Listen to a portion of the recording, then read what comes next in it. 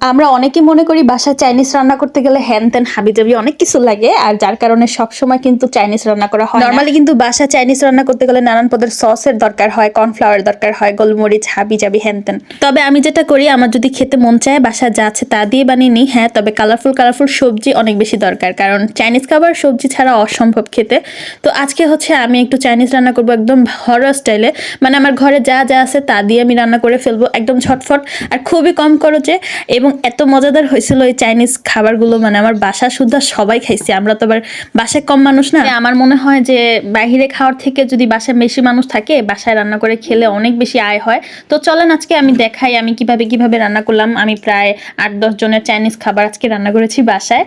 আর রেস্টুরেন্টে কিন্তু এগুলো খেতে অনেক বেশি টাকা লাগতো, আর আমি বাসায় জাস্ট কিছু সবজি আর আমার বাসায় রান্না করা যে এই মাংসটা ছিল, মানে আমি যেই মাংসটা আজকে দুপুরে রান্না করতাম 100 টাকা কেজি চালগুলো যে বাহিরে পাওয়া যায়, এইগুলো দিয়েই আমি আজকে এই রান্নাটা করব।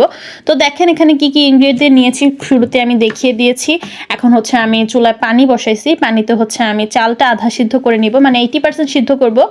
আর এখানে হচ্ছে আমি মটরশুঁটিটা একটু ভাপ দিয়ে নিচ্ছি, এটা করে ফেললে কিন্তু কালারটা খুব সুন্দর আসে, মানে মটরশুঁটি দিয়ে যদি রান্না করতে যান ডাইরেক্ট একটু কালচে টাইপ হয়ে যাবে।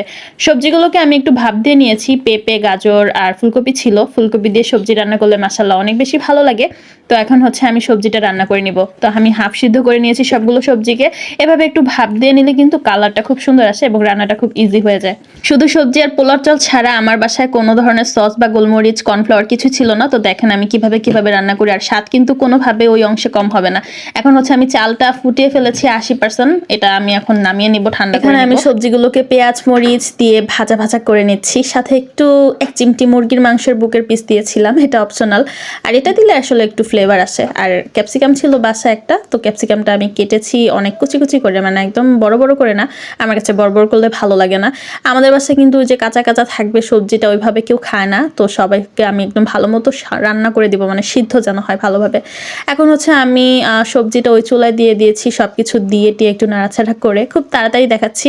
আর এখানে আমি ফ্রাইড রাইসটা করে নিব। তো ফ্রাইড রাইসের জন্য আমি চাল তো আগেই সিদ্ধ করে ফেলেছি, আর এই তো সবজিগুলোকে এভাবে কেটেছি, তো দেখতেই পাচ্ছেন। তো এখন হচ্ছে আমি পেঁয়াজ আর সব সবজিগুলোকে এভাবে ভাজা করে নিচ্ছি। আজকে ফ্রাইড রাইসে আমি না চিকেন ব্যবহার করব না ডিম ব্যবহার করব, জাস্ট এই নর্মালভাবেই রান্না করব। আর মটরশুঁটিগুলো দিব, মটরশুঁটি দিয়ে পোলাও রান্না করলে, বিরিয়ানি রান্না করলে, যে কোনো কিছু রান্না করলে কিন্তু খুব ভালো আসে স্বাদটা। আর সবার শেষে সব কিছু যখন ভাজা হয়ে যাবে, এখন আমি একটু টমেটোস আর একটু ক্যাপসিকাম দিয়ে দিয়েছি। টমেটোটা দেওয়ার কারণ হচ্ছে যেহেতু সস অ্যাড করব না, এজন্য টমেটোটা দিলে কিন্তু সসের কাজটা হয়ে যাবে। কোনো একদিন একদম পারফেক্ট ওইভাবে কিভাবে রান্না করে, মানে রেস্টুরেন্টে কিভাবে রান্না করে সেটা আপনাদের সাথে শেয়ার করবো ইনশাল্লাহ। আজকে তো বাঙালি স্টাইলে রান্না করাটা দেখাই, মানে বাঙালিদের ঘরে যা থাকে ওই দিয়ে কিভাবে রান্না করা যায় খুব সহজে, ওইটাই দেখাচ্ছি আর কি।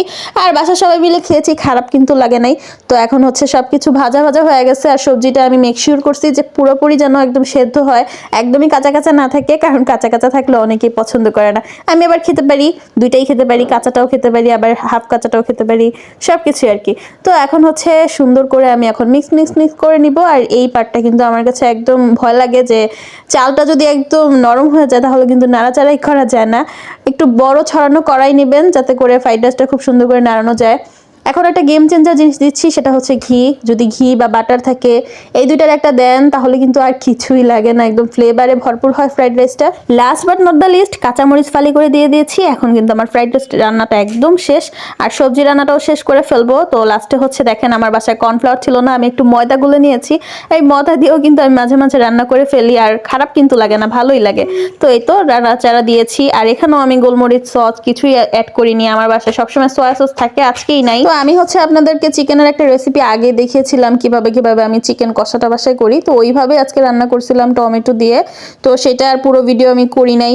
দেখেন লাস্টলি আমার বাসায় আবার মুরগির পাখনা টাকনা ছিল, ওইগুলোও ঢুকাই দিছে এর ভেতরে, কারণ এই পাখনা খাইতে অনেক ভালো লাগে। আর আমার জামাই এতগুলো পাখনা নিয়ে আসছে, মানে তার পাখনা অনেক পছন্দ, আমাদেরও ভালো লাগে, তো ওইগুলো এখানে অ্যাড করে দিছি। তাই মান সম্মান খোয়ানোর পরে এই রেসিপি আর দেখাইলাম না। তো তারপর হচ্ছে আমার রান্না বান্না সব শেষ, আর এত সুন্দর ঘ্রাণ আসতেছিল। দেন আমি প্লেটিং করে নিচ্ছি।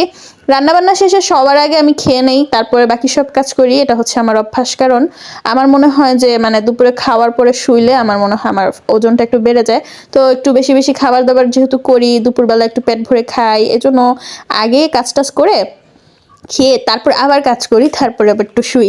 তো এটা হচ্ছে আমার অভ্যাস। তো এখন হচ্ছে আমি সবকিছু সাজিয়ে নিয়েছি এবং ফাইনাল লুকটা দেখেন কি দারুণ আসছে।